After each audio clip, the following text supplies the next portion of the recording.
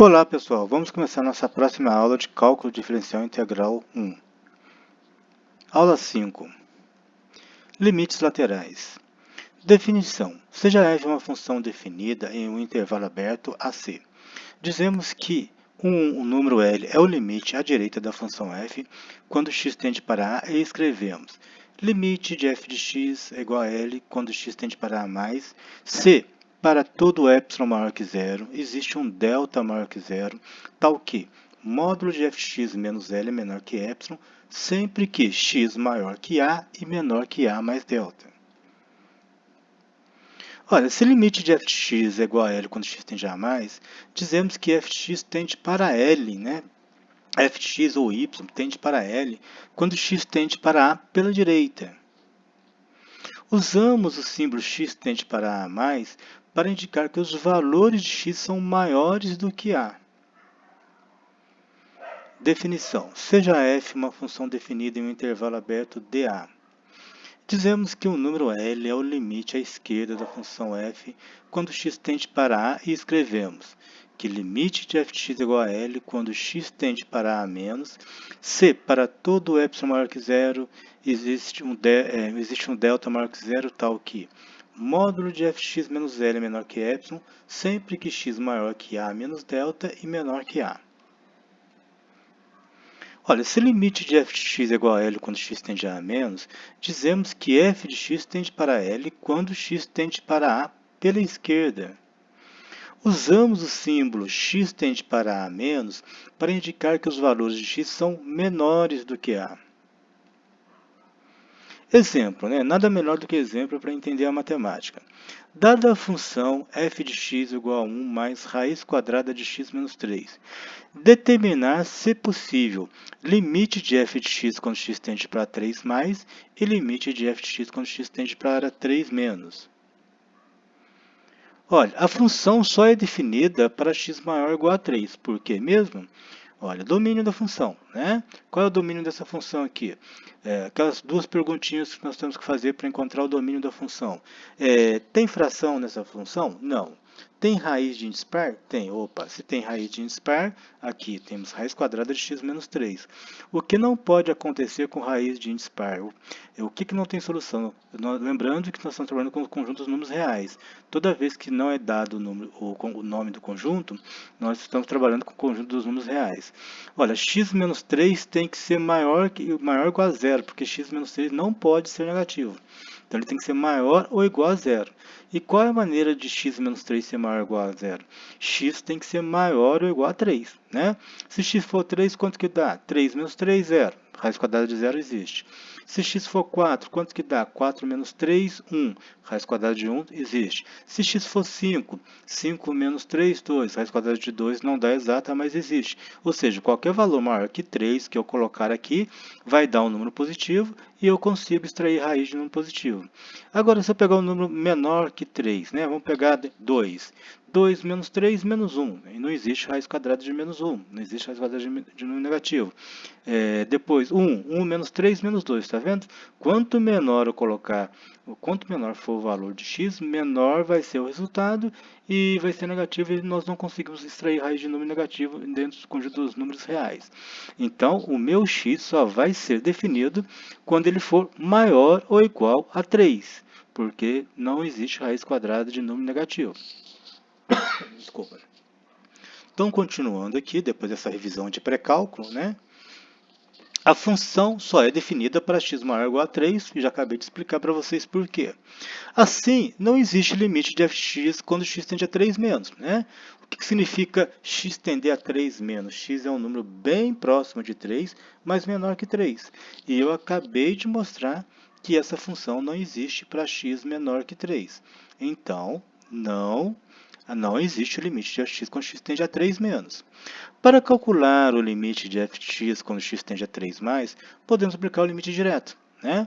Então, limite de f de x quando x tende a 3 mais é a mesma coisa que limite de... Quem é o f de x mesmo? 1 mais raiz quadrada de x menos 3 quando x tende a 3 mais, que é igual. Agora eu posso apenas substituir, né, o valor de x, onde tem x eu vou colocar 3, então vai ficar igual a 1 mais raiz quadrada de 3 menos 3, que é a raiz quadrada, 3 menos 3 é 0, que é igual a 1 menos a raiz quadrada de 0. Então, eu posso falar que o limite de f de x, quando x tende a 3 mais, é igual a 1. Exercício 1. Olha, seja a função f de x é igual a módulo de menos x sobre x, se x diferente de 0. E f de x é igual a 1, se x é igual a 0. Isso aqui é uma função definida por duas sentenças, que foi visto no pré-cálculo, ou ensino médio. Então, y é igual a isso quando x é diferente de 0, e y é igual a isso quando x é igual a 0. É a mesma coisa de escrever isso. Então, ele está pedindo para determinar limite de f de x quando x tende a 0 mais, e limite de f de x quando x tende a 0 menos, e também pediu para esboçar o gráfico. Vamos calcular o limite de f de x quando x tende a 0 mais. Se x tende a 0 mais, significa que x é um número perto de 0, mas maior que 0, correto?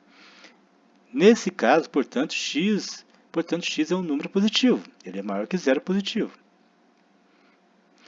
E o modo de número positivo é o próprio número.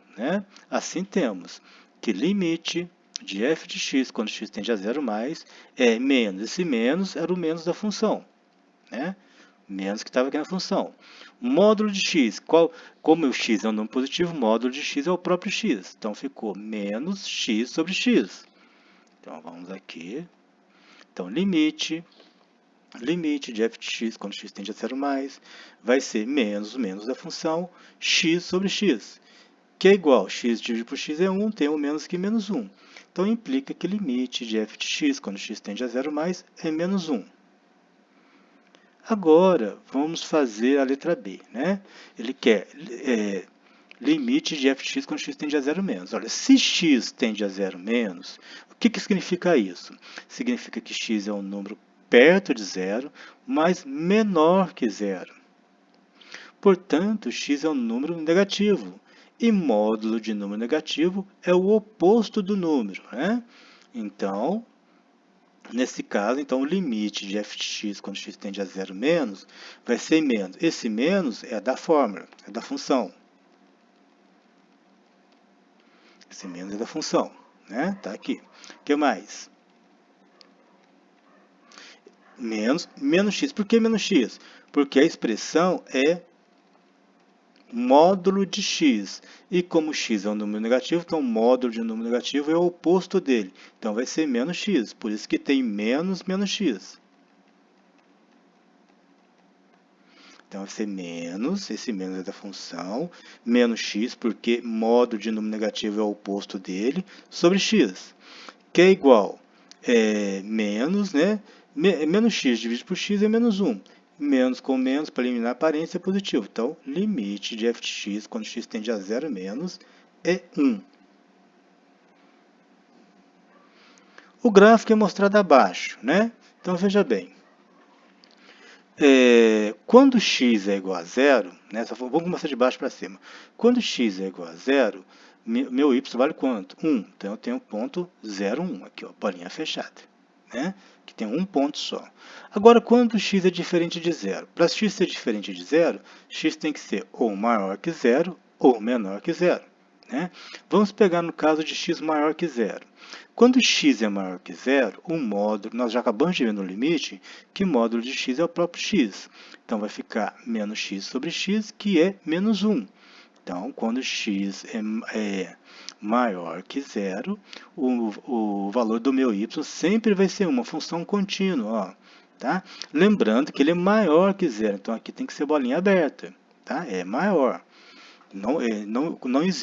Quando ele é igual a 0, ele é uma função definida por duas sentenças. Quando o x é igual a 0, está aqui, x é igual a 0 e y é igual a 1. Está aqui, essa bolinha.